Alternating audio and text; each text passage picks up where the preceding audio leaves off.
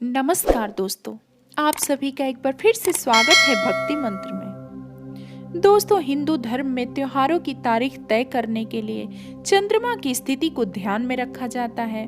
इसलिए अक्सर कई बार त्योहारों की तारीख और पूजा के शुभ मुहूर्त को लेकर लोग असमंजस में पड़ जाते हैं। फिलहाल नए साल की शुरुआत के साथ ही कुछ दिनों में लोहड़ी और मकर संक्रांति का त्योहार मनाया जाएगा। लेकिन हर साल मकर संक्रांति की सही तारीख को लेकर उलझन की स्थिति होती है कि मकर संक्रांति का त्योहार 14 जनवरी को मनाया जाएगा या 15 जनवरी को। ज्योतिषीय गणनाओं के अनुसार इस वर्ष मकर संक्रांति का त्योहार 14 जनवरी के दिन ही मनाया जाएगा। मकर संक्रांति जैसा कि नाम से स्पष्ट होता है कि मकर जो एक राशि है और संक्रांति का अर्थ होता है संक्रमण अर्थात प्रवेश करना।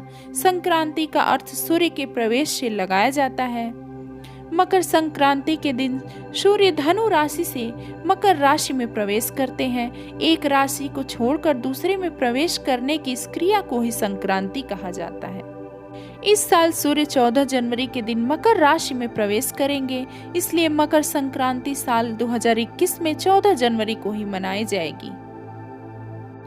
मकर संक्रांति का शुभ मुहूर्त की अगर बात करें तो पुण्य काल मुहूर्त सुबह 8:03 से दोपहर 12:30 तक है।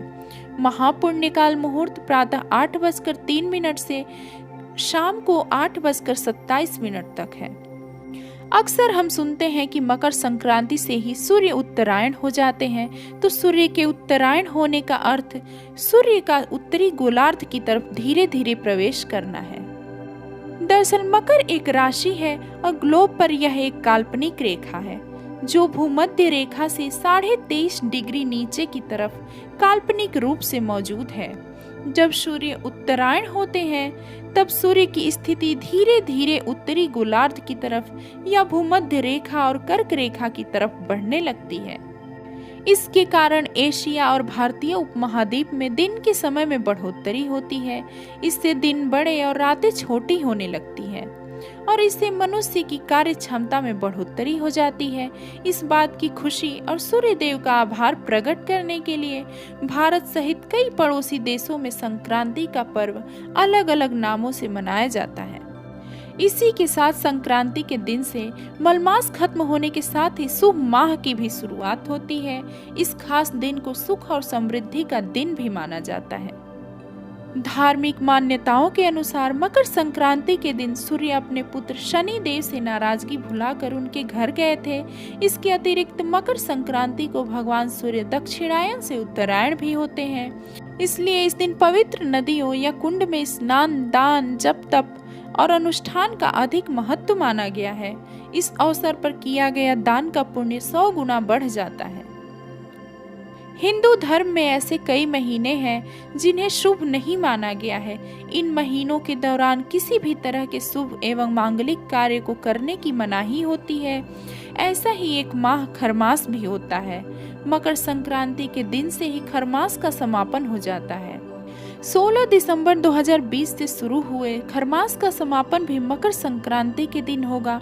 अब मकर संक्रांति के बाद से विवाह, मुंडन, गृह प्रवेश, उपनयन संस्कार आदि के लिए मुहूर्त की शुरुआत हो जाएगी। पुरातन काल से ही मकर संक्रांति के दिन पतंग उड़ाने का चलन रहा है।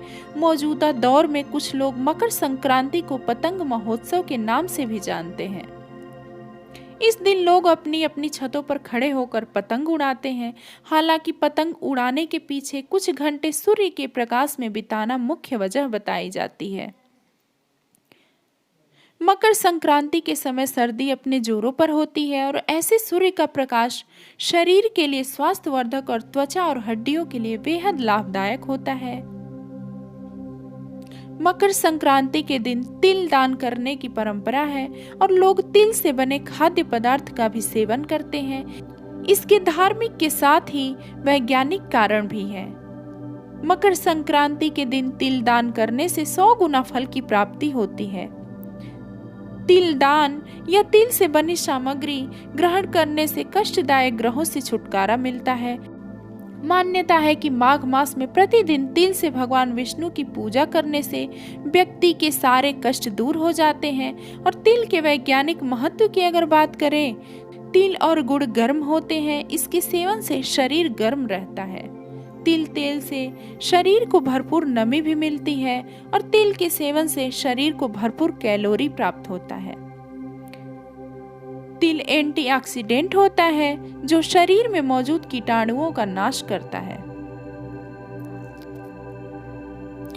तो दोस्तों, आज की ये जानकारी आपको कैसी लगी आप कमेंट में जरूर बताएं। और अगर अभी तक आपने मेरे चैनल को सब्सक्राइब नहीं किया है तो अभी करें और साथ ही बेल आइकन को प्रेस करें, जिससे आने वाली वीडियो सबसे पहले आपको मिले।